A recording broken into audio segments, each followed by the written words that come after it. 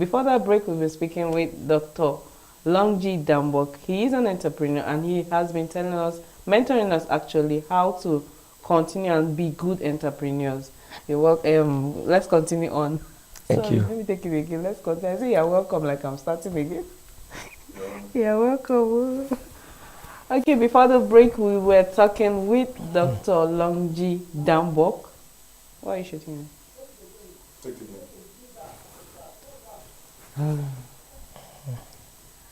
Okay, before the break, we've been speaking with Dr. Longji Dambok. He is an entrepreneur and he has been telling us, actually mentoring us on how to become good entrepreneurs.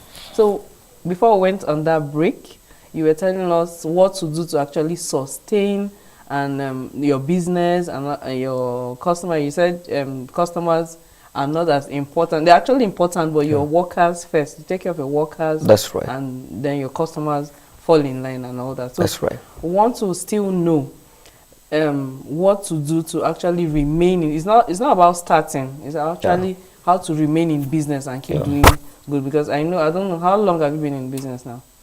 Well, I've been in business as far as they gave birth to you? As far as they give birth to me, because my mom, was a very, she was a businesswoman, and I grew up in that line. Okay, so till today. How do you remain in business, like successful business, not the struggling one? Yeah.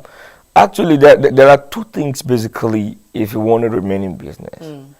The quality of your product and services is one thing, and your customer relationship. If you get these two things right, you will remain in business.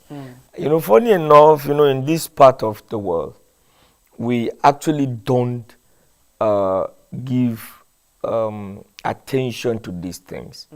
There are people you see in business, the way they started, that's how they are for the past 10 years. As far as they can just get something to eat, and that's all.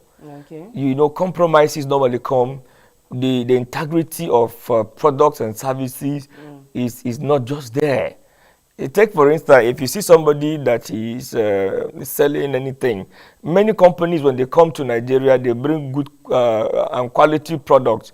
Give them 1 or 2 years, you see a compromise, a big-time compromise in the quality.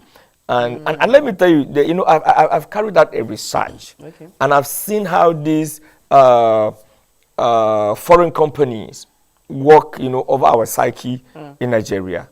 Nigeria is the most populous black nation in the world. And anytime anyone is coming into Nigeria, the first thing you consider is the population. It's the population. Business is about number.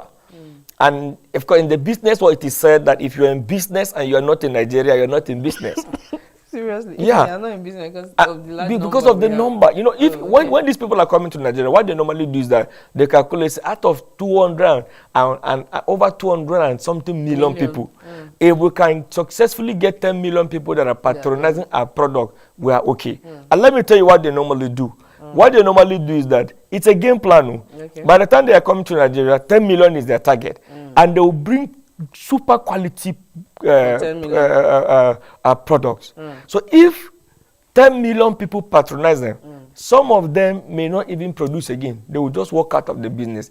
It's like a gamble, Because do you know what it means for 10 million people to patronize a product? Even if it is 100 naira or 200 naira, you are gaining from each of them. Calculate that by 10 million. You know what that means? So these are things that people normally do.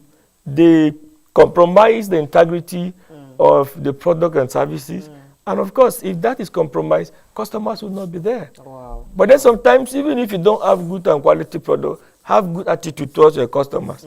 So it gets to that point where people buy out of relationship and not just necessarily the quality. My advice to anybody that wants to go into business is to stay true to the ethics of that business. Every business has its own philosophy and ethics, and then remain honest. Be honest in business. Value your customers. Value them.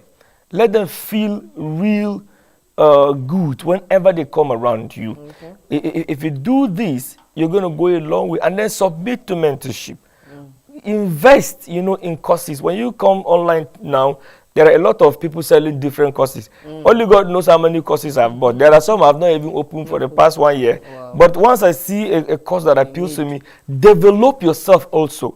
You need that to validate any business you're doing. Okay. Be professional.